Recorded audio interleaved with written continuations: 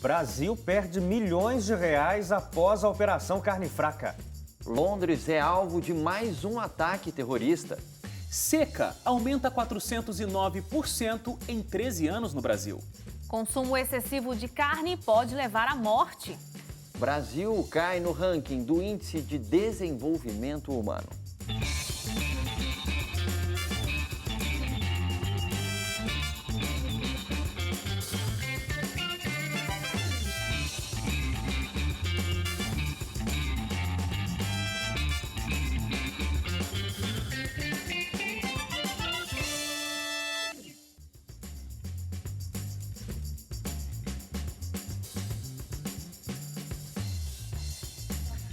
Olá, tudo bem com você? Começa agora o nosso Redação Novo Tempo. Seja muito bem-vindo para esse momento semanal aqui onde a gente discute fatos importantes, fatos inclusive que foram destaques durante a semana. E você que já está sempre com a gente já sabe que a gente não quer conversar sozinho, a gente sempre quer a sua participação, a sua interação é muito importante com a gente. E você pode fazer isso através das nossas redes sociais, facebook.com/ntjornalismo. Tem também o nosso Twitter e o nosso Instagram, @ntjornalismo. E o nosso site, você também encontra as nossas discussões passadas, sempre atualizadas lá, novotempo.com/jornalismo. Estamos esperando o seu acesso e a sua interação.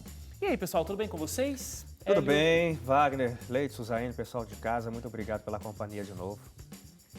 Oi, Wagner. Oi, amigos do rádio e da TV. Eu quero mandar um abraço para uma pessoa que nos vê todas as semanas, mas ela é a primeira pessoa que nos vê, de certa forma, ou uma das primeiras pessoas, é a nossa editora de vídeo, a Bruna. A Bruna tá fazendo aniversário, né? É que é aniversário dela. Parabéns, Bruna. No domingo, agora dia 26 de março. Então, se você está assistindo a nossa reprise, hoje é aniversário da Bruna. Exatamente, você pode dar os parabéns para ela, pode dar um presente para ela, pode fazer ela rir muito facilmente. Com muita facilidade. Se você disser oi, isso, ela vai rir. Agora, por exemplo, ela deve estar assim, rolando no chão. Rolando de rir. É uma pessoa ela é muito uma feliz. palhaça.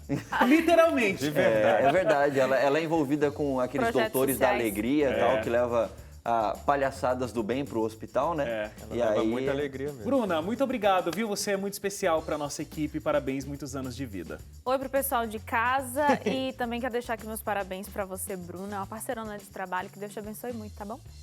Muito bem, gente. Vamos lá para os nossos destaques. Eu vou começar logo aqui com a Suzaine, que eu disse na nossa escalada aqui, nas manchetes de hoje, aumentou a seca 409% em 13 anos. Sei lá, fiquei assustado com esse número. Não foi 10%, 50%? Grande, né? 100%. É 403%. 409. E 9. 409%. Desculpa, tem um probleminha com números muito forte. Então, esses casos de seca ao longo desse tempo aí, levou muitas cidades a situações de calamidade pública até, e teve esse aumento gigantesco, como você disse, né? A Folha revelou que a seca no Nordeste é a pior desde 1961. Então, há muito tempo não tinha uma situação tão grave como essa. Agora, outra coisa que me impactou também nessa mesma divulgação é que os reservatórios locais estão com 13,8% da capacidade para poder funcionar. É muito pouco, né, para muita gente. E tem 835 municípios na região que estão em estado de emergência. A situação é grave, o Ministério fala que vai realmente criar poços artesanais, poços artesianos. Vai trabalhar ali com... Artesanal vai demorar. Vai demorar Ficar muito, Vai Gente, bem você manual nem a coisa. Eu não tinha reparado, Vocês não realmente, tinham não tinha. reparado, Eu vocês não fiquei tinham bem reparado. tranquilo aqui. Carros pipa também e tal. Só que o problema, de acordo com uma especialista aí sobre meteorologia e tudo mais, é que geralmente essas ações, elas acontecem temporariamente. Tem um momento de surto assim, e então o governo corre e tenta resolver a situação por um momento só. Só que isso deveria ser tratado de maneira mais administrativa, deveria melhor administrar os nossos recursos hídricos, porque hoje a gente tem tecnologia suficiente, a gente consegue prever o clima, a gente tem outros aparelhos, enfim, que dá para poder você fazer um planejamento e ter uma prevenção, né? E não, assim, esperar que aconteça, que pessoas sofram, que pessoas morram de fome, porque sem água também não tem nada para comer, e daí então fazer alguma coisa. O grande problema é esse, a seca é um fenômeno, assim como é a chuva, assim como é o inverno, assim como é o verão, e ocorre de maneira cíclica. Sim. Teve uma seca, passa um tempo de estiagem, volta a chover, depois volta a ter estiagem nessas regiões do semiárido brasileiro. E o grande problema é esse, porque os governos, tanto os locais, municipais, estaduais e federal, como o Ministério das Cidades, hoje o Ministério das Cidades que cuida dessa questão, não atuam do jeito como deveriam atuar. Existem organizações não governamentais que agem nesses locais para fazer o trabalho que deveria ser um trabalho governamental. Então o governo fica sempre com essas histórias, né? Vamos transpor o São Francisco, vai acabar com o problema. Vai acabar com o problema dos grandes produtores para levar água para as produções. É para isso que serve a transposição do Rio São Francisco. 10% da água do São Francisco, 10% é que vai para atender famílias. O resto, 90% é para isso. É evidente isso, inclusive não é nem escondido, que é para a irrigação dos grandes proprietários de terras no Nordeste. Então, o problema é se precaver e fazer o trabalho bem feito. Os poços artesianos, as cisternas que acumulam água durante os períodos de chuva, e quando há chuva nas regiões do semiárido é muita chuva, então é chuva suficiente para manter esses reservatórios abastecidos para o período de seca que virá depois. Mas isso não é feito. Então, o governo está aí investindo, são mais de 10 anos já de obras no São Francisco, né? Bilhões de reais foram investidos. Um poço ou uma cisterna tem um custo muito mais reduzido, com 10 milhões de reais. Uma vez nós conversamos no Jornal do Novo Tempo com uma agência que trabalha assim no Nordeste. Eles precisariam de 10 milhões de reais só para construir mais cisternas nas regiões do semiárido e resolver o problema. Abastece quando chove, quando ficar a estiagem vai ter água para as famílias cultivarem, os produtores familiares, né? Para cultivarem, para beberem, para manterem a família durante o período de estiagem. Mas aí o governo prefere, vamos fazer uma coisa grandiosa, vamos levar um rio lá para aquela região. Porque dá para superfaturar, né? É claro. É mais fácil de superfaturar, ganhar um dinheirinho por fora, fazer com que as construtoras ganham um dinheirinho a mais. Então... E aí, infelizmente, as pessoas continuam sofrendo. Revoltante situação, porque é como a gente sempre fala também, né, Hélio? Por uma questão de politicagem. A pessoa teria que ter um planejamento, levaria um tempo maior, talvez para as pessoas verem o efeito daquele determinado governo. E então, o que ele prefere fazer? Outras coisas que sejam mais rápidas de serem vistas e não resolve esse problema. É igual quando a gente fala sobre fazer uma rede de esgoto, uma coisa que está por baixo da terra e que ninguém está ligado nessa situação e não está vendo o resultado desse trabalho. O que me indigna é o seguinte, talvez a gente nunca vai ter uma sociedade que não vai haver pessoas que vão roubar o nosso dinheiro. Mas o problema é quando essas pessoas, elas castigam com necessidades básicas. A gente já cansou de ver várias matérias, eles recorrendo a águas que estão empoçadas ali, que estão extremamente sujas, que a pessoa pode morrer infectada por uma bactéria, mas não tem onde buscar, então algum líquido tem que ter, né? E aí recorrem a essas águas. Falando em coisas de atrocidade máxima, como o caso da falta de água aqui no Brasil, a gente teve mais um atentado na Europa essa semana e que mais uma vez choca e assusta o mundo, né, Leite? O atentado aconteceu na quarta-feira em Londres e num dos lugares mais significativos de Londres, perto do parlamento britânico ali. E o agressor, inclusive, foi identificado, é um britânico, o nome dele é Khalid Massoud. Ele morreu nesse atentado e foi um atentado muito estranho, assim, né? Porque geralmente a pessoa vai, explode uma bomba, alguma coisa. No caso desse homem, ele estava com um carro, ele atravessou a ponte de Westminster, atropelou algumas pessoas no caminho, bateu num muro e aí o carro saiu para um outro lado, ele saiu correndo com uma faca, esfaqueou um policial e outras pessoas ali no caminho também foram feridas e acabou, esse foi o atentado. Só que aí nessa, 40 pessoas mais ou menos ficaram feridas, 4 pessoas morreram, incluindo o terrorista. O governo britânico falou que ele não estava na lista de terroristas assim sendo acompanhados pelo serviço secreto britânico, mas ele já tinha sido levantada a ficha dele em algum momento passado, porque ele esteve envolvido com práticas de violência extrema, é o que eles definiram ali. Mas, enfim, de qualquer forma, foi uma situação de terror. O Estado Islâmico reivindicou a autoria do atentado.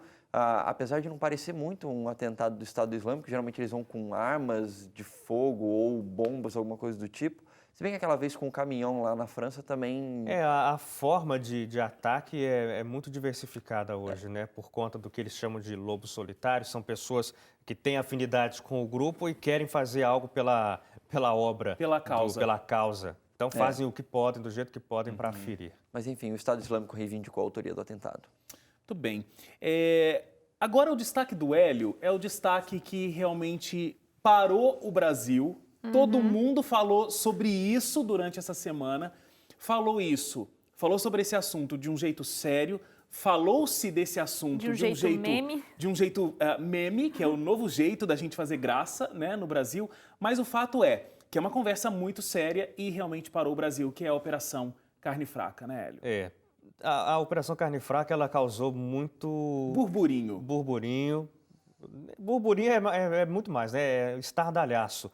E muitos problemas. O Brasil está com as portas fechadas para exportação de alimentos cárneos, embora que 80% da produção de carne do Brasil seja consumida aqui no país, 20% são exportados. E esses 20% rendem uma boa grana na balança comercial brasileira. E aí, depois da operação Carne Fraca, vários países fecharam as portas, cancelaram o recebimento. Então tem, por exemplo, a Coreia do Sul, na sexta-feira da semana passada, quando foi divulgada a operação, a Coreia do Sul bloqueou o recebimento. A carne já estava no porto para ser desembarcada, falou, não vou receber. Então você imagina o prejuízo, né? O Brasil costumava aí ter 65 milhões por dia de movimentação, isso caiu para 74 mil em dólares falando, né? Quer dizer, acabou, você não está vendendo. No Paraná, nessa semana, na Lapa, um frigorífico que é muito importante para a cidade, porque a Lapa é uma cidade bem pequena, tem poucos moradores na região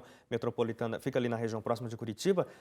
Nessa semana mandaram praticamente 300 funcionários embora.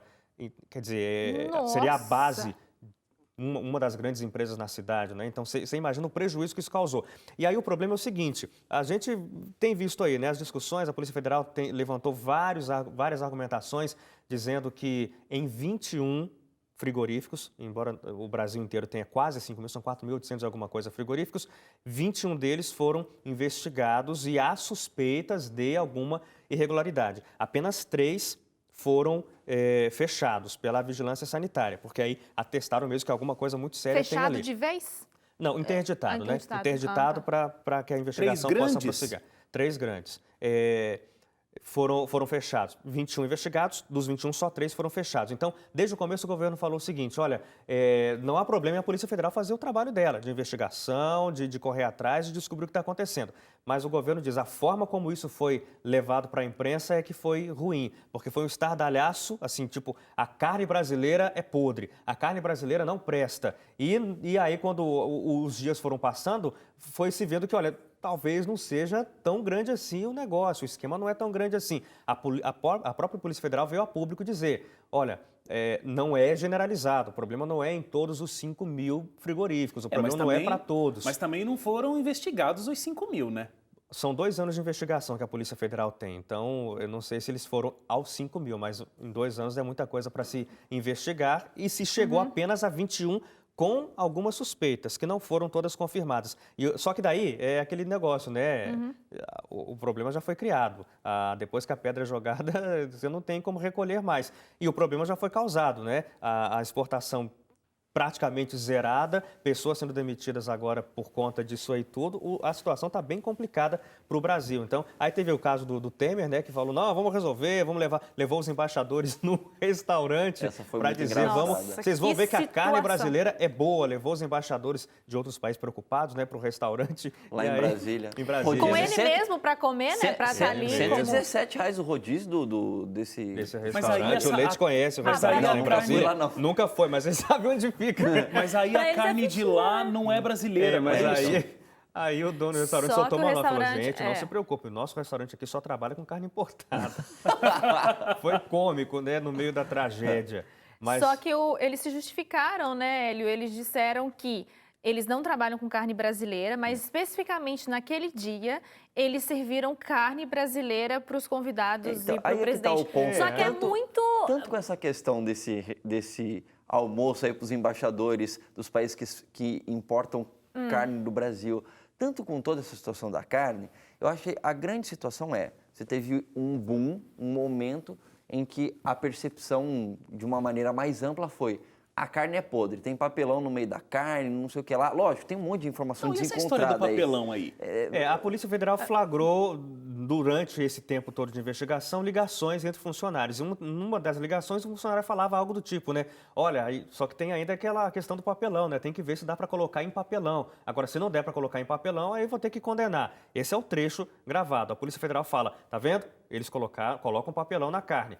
A BRF, que foi a dona desse frigorífico, falou o seguinte: não, o funcionário está falando sobre. Veja que ele fala colocar em papelão. Ele está falando embalar. sobre embalar a carne em papelão, porque normalmente essa carne é embalada em plástico. A explicação da empresa. De um jeito ou de outro está errado o procedimento, né? De colocar em papelão. Porque o papelão ele faz com que a carne, acho que ela perde mais rápido, não conserva, alguma coisa assim do universo. Mas o grande lance que eu quero colocar, assim, é aquela coisa que tem a ver com a reputação de qualquer pessoa. Sim. A minha reputação, do Hélio, do CN, do Wagner, de uma empresa. Então, assim, a reputação da carne brasileira foi pro espaço por conta de como as informações saíram.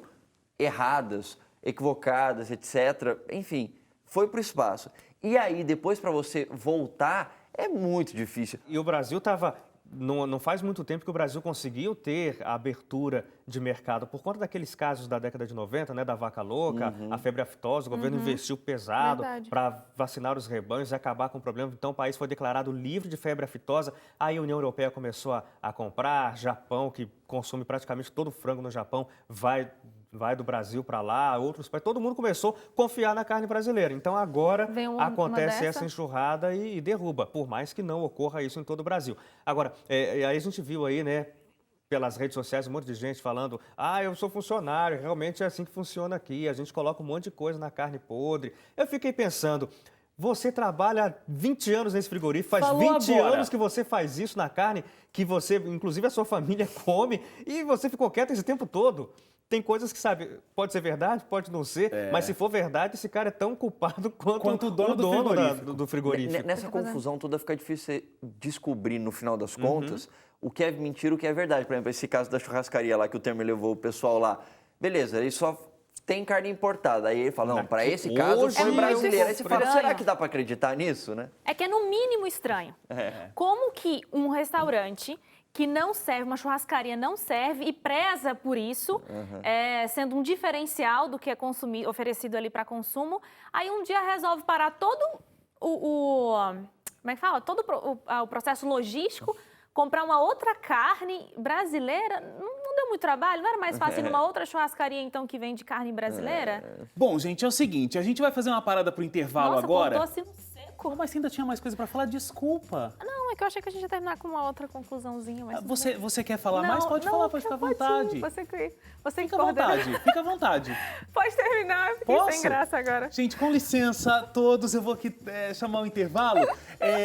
Na volta, a gente aproveita essa história toda da Operação Carne Fraca e a gente vai falar de comida vegetariana, alimentação vegetariana e estilo de vida. Você que acompanha a programação do Novo Tempo sabe que a gente investe muito nessa área e a Teru Gouveia, apresentadora do Vídeo Saúde, vai estar aqui para conversar sobre esse assunto com a gente. Então, não perca, a gente volta rapidinho falando mais sobre alimentação vegetariana e os malefícios da carne com a Teru Gouveia.